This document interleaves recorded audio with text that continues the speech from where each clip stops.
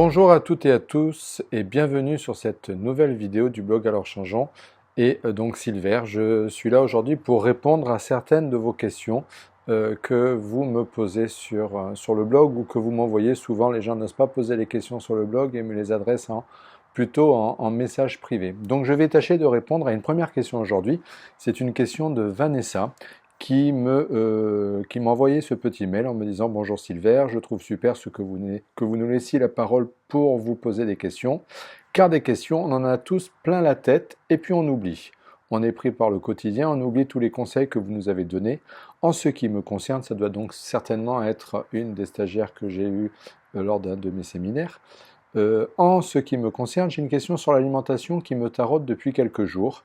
Vous nous avez parlé d'équilibre acido-basique. Serait-il possible d'avoir la liste exhaustive des aliments alcalins et des aliments acidifiants et surtout quels sont les aliments qu'il ne faut pas associer? Peut-être nous donner des menus types qui respectent cet équilibre. Bref, j'aimerais bien suivre les conseils alimentaires, mais j'ai peur de ne pas faire comme il faut. Voilà. Merci pour vos réponses et merci pour votre disponibilité. Cela devient rare de nos jours. On est tous pressés, on ne prend pas le temps de s'occuper de soi ou des autres. C'est bien vrai. On oublie, on est tellement pris dans nos automatismes qu'on oublie de prendre soin de soi, de prendre soin des autres bien sûr, mais avant tout de prendre soin de soi. Donc aujourd'hui, je vais essayer de répondre à cette question concernant l'équilibre acido-basique. Alors bien sûr, il est très difficile, vous comprendrez Vanessa, de pouvoir donner une liste exhaustive des aliments acidifiants ou alcalinisants. Je tâcherai de le faire quand même, de pouvoir mettre sur le blog. Je mettrai une liste et j'essaierai de trouver la liste la plus exhaustive qui soit et j'essaierai de le faire sous forme de tableau. Mais déjà, avant de mettre cette liste exhaustive, ou du moins la plus exhaustive possible, sur le blog, je vais tâcher de répondre à votre question concernant ces aliments et cet équilibre acido-basique. Alors, pour bien reprendre et pour bien se remémorer un petit peu ce qu'est cet équilibre acido-basique, imaginez encore une fois un bassin avec des poissons dedans, des petits poissons rouges, et les petits poissons rouges nagent. Ils sont heureux comme des poissons dans l'eau puisque l'eau a un pH qui est bien équilibré. Cet équilibre acido-basique, c'est cette notion de pH. On connaît le pH d'une piscine. On sait que s'il passe en dessous de 7, qui est la neutralité, il devient acide. S'il passe au-dessus de 7, qui est la neutralité, il devient alcalin, basique. Eh bien, il en est exactement de même pour notre corps. Donc si j'ai des petits poissons dans cette eau qui a un pH équilibré, les petits poissons sont heureux, tout va bien pour eux. Par contre, si cette eau devient acide, si on met du vinaigre, n'importe quoi qui transforme cette eau en acide, et bien à partir de là, l'eau va commencer à tourner, l'eau va commencer à devenir verte, à faire des algues, et si on laisse faire comme ça et qu'on n'y prend pas soin, et mes petits poissons, je vais les retrouver 2-3 jours après avec le ventre à l'air, ils seront tous morts.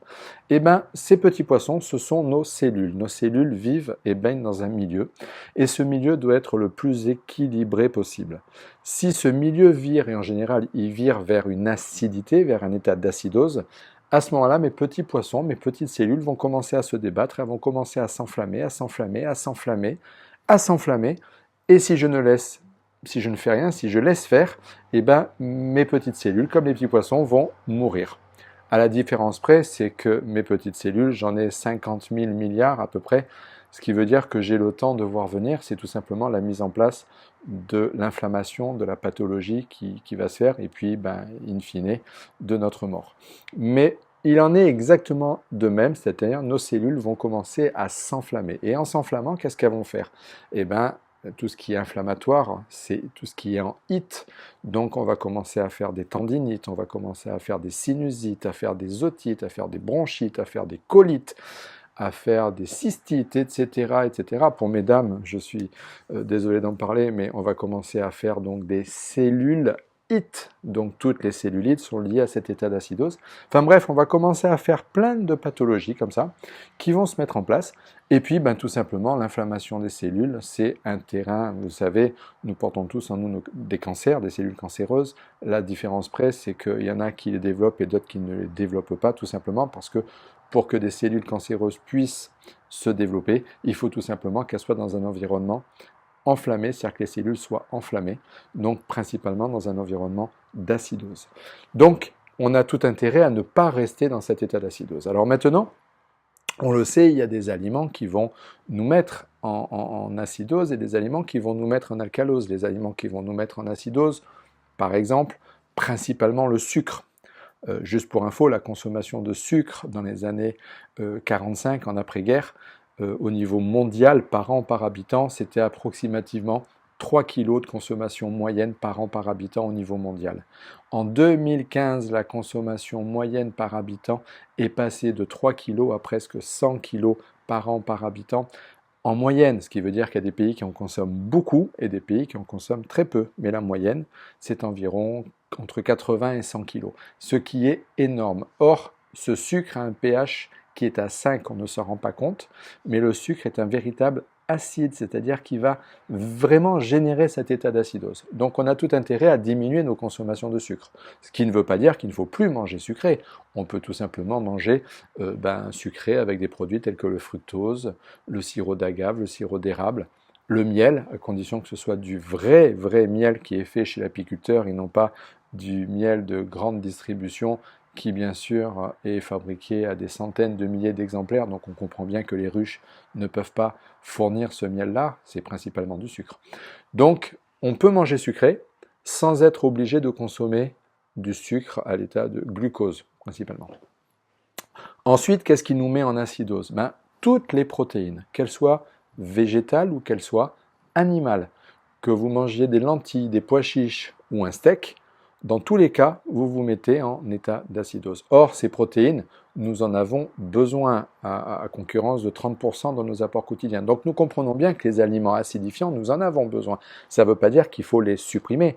Ça veut juste dire que si je mange des aliments acidifiants, je dois à côté de ça manger des aliments alcalinisants pour venir tamponner cette acidité, cette acidose, de façon à ce que ce ne soit pas mon corps qui le fasse.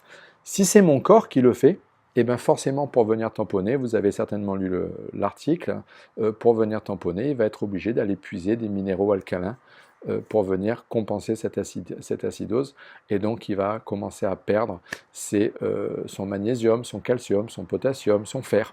Donc mon corps va se déminéraliser à cause de cet état d'acidose. Donc j'ai tout intérêt, si je ne veux pas que ce soit mon corps qui le fasse, à ce que ce soit mon alimentation qui vienne tamponner avant ce que je vais faire entrer dans mon corps.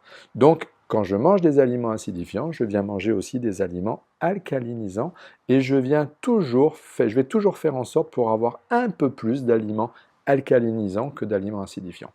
Donc, les aliments acidifiants, le sucre, les protéines, animales ou végétales, toutes les céréales, à l'exception d'une céréale qui est l'orge, qui est une céréale alcaline, mais sinon toutes les autres céréales sont des céréales à tendance acidifiante, qu'elles soient complètes ou pas complètes. Ensuite, vous avez le thé, le café, le cacao, qui est acidifiant. Encore une fois, ça ne veut pas dire qu'il ne faut pas en consommer. Ça veut juste dire que quand je vais prendre quelque chose d'acide, il faut que je prenne quelque chose d'alcalin. Donc le thé, le café, le cacao, à l'exception du thé vert, bien sûr, qui lui est un alcalinisant. Et puis, la plupart des fruits sont à tendance alcaline, alcalinisante, surtout la banane. Et les pommes, les pêches, les poires, les melons, les pastèques, les pêches, tout ça c'est alcalin, c'est alcalinisant. À l'exception de fruits comme l'ananas, de fruits comme les fruits rouges, certains fruits rouges, de fruits comme la rhubarbe, comme les agrumes, l'orange, qui est un des fruits les plus consommés dans notre pays, orange clémentine, surtout l'hiver, et bien ces fruits-là sont principalement acidifiants. Les agrumes sont acidifiantes, à l'exception d'un agrume qui pourtant est un acide, l'acide citrique, le citron, qui a une particularité, c'est que dès qu'il est mélangé à l'eau, au contact de l'amylase, la salive, il a tendance, pour plus de 80% d'entre nous, à devenir un puissant alcalin. Donc le citron, c'est la raison pour laquelle beaucoup de naturopathes, beaucoup de coachs sportifs donnent des citronnades le matin à jeun, du citron pressé dans un verre d'eau tiède. Donc tout ça, c'est plutôt tout ce qui est agrumes, ananas, kiwi, fruits rouges, rhubarbe, c'est plutôt acidifiant, à l'exception donc des citrons et puis de la plupart des autres fruits qui sont plutôt à tendance alcalinisante. Tous les légumes ont tendance, surtout les légumes colorés, a tendance à être alcalinisants, surtout tous les racineux, c'est-à-dire les pommes de terre, les patates douces, les panais, les ignames, les maniocs, etc., etc. Tout ça, c'est les carottes, tout ça, c'est alcalinisant. À l'exception de certains légumes, tels que la tomate, qui n'est pas un légume, qui est un fruit, mais qui est consommé comme légume, la tomate, le cresson, l'oseille, les épinards cuits, qui sont acidifiantes, alors que les épinards crus en salade sont alcalinisants. Voilà, ça c'est en gros pour les légumes. Et puis après, vous avez les oléagineux, c'est-à-dire les amandes, les noix en général, noix de macadamia, noix du Brésil, qui sont, noix de pécan, qui sont plutôt des alcalinisants, à l'exception des cacahuètes et des noix de cajou, qui sont des acidifiants. Ça ne veut pas dire que je ne peux plus manger de cacahuètes ou de noix de cajou. Ça veut juste dire que si je les mange, j'essaye de les mélanger avec des amandes, par exemple, qui sont acidifiantes, qui sont alcalinisantes.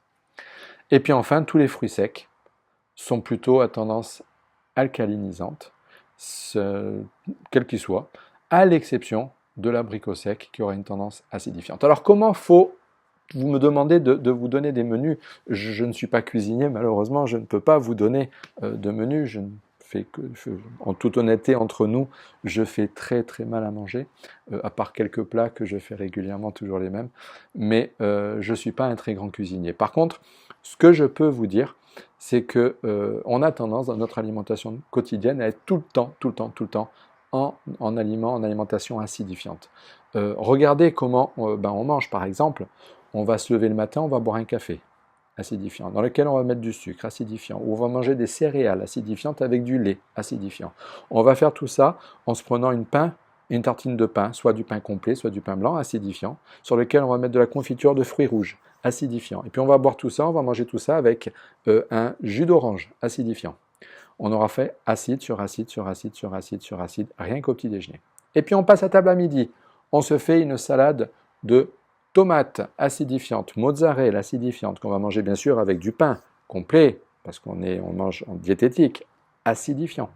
On va se faire une galette végétale, on va se faire une galette, ou même une viande, tout simplement, un poulet, un poisson, des œufs, acidifiant, acidifiant, acidifiant, qu'on va manger avec des pâtes, avec du riz. Et puis on va manger du fromage, acidifiant, qu'on va bien sûr manger avec du pain, acidifiant.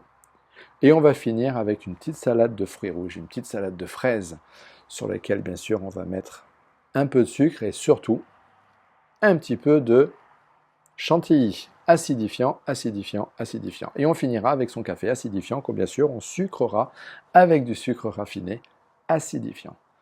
Et puis on arrive le soir, et on a envie de manger léger le soir, donc qu'est-ce qu'on va faire? Eh bien on va se manger une soupe, et on va faire une soupe cresson, oseille, acidifiant, acidifiant, qu'on va manger avec du pain, sur lequel on va mettre du beurre, et un petit peu de gruyère dessus, ou de la crème fraîche. Enfin bref, on ne s'en rend même pas compte, mais on va dire à la fin de la journée qu'on a mangé léger, qu'on a mangé équilibré, qu'on a mangé des petites quantités, qu'on a mangé bio, voire même végétarien avec des galettes végétales, et puis, sans même s'en rendre compte, on a fait acide sur acide sur acide sur acide sur acide sur acide sur acide sur acide sur acide toute la journée.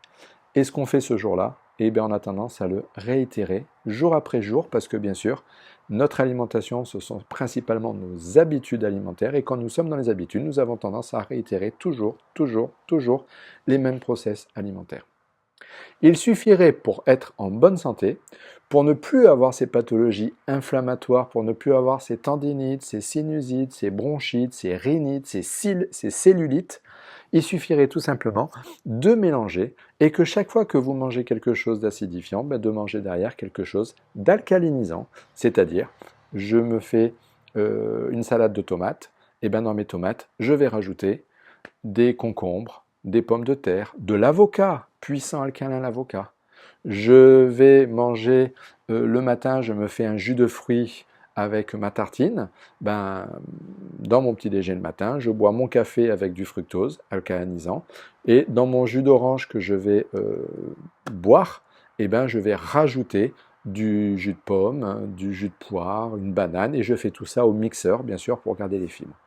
Sur mon pain, eh ben, je veux mettre de la confiture, eh ben, je mets de la confiture d'abricot, de la confiture de pêche, la confiture, ce que je veux, mais une confiture au fructose, pas une confiture achetée en grande surface qui est bourrée de sucre.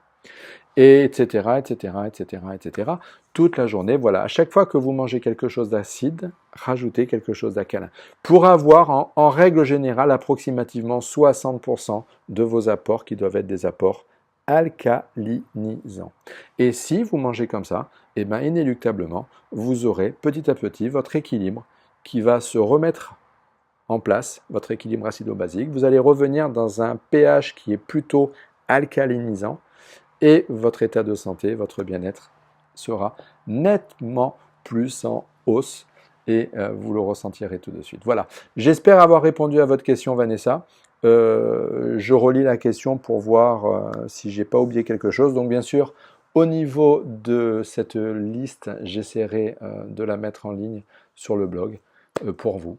Et puis, ben voilà, j'espère avoir répondu à votre question. Si vous avez d'autres questions, n'hésitez pas à en parler, à me poser la question, soit au travers du blog, soit au travers de ma chaîne YouTube, soit enfin en dessous de cette vidéo, soit tout simplement en message privé sur le blog. Voilà, j'espère avoir répondu. Je vous dis à très bientôt pour une prochaine vidéo. En attendant, n'oubliez pas, faites partie de ceux qui décident de changer et ensemble, changeons. À tout bientôt. Ciao, ciao.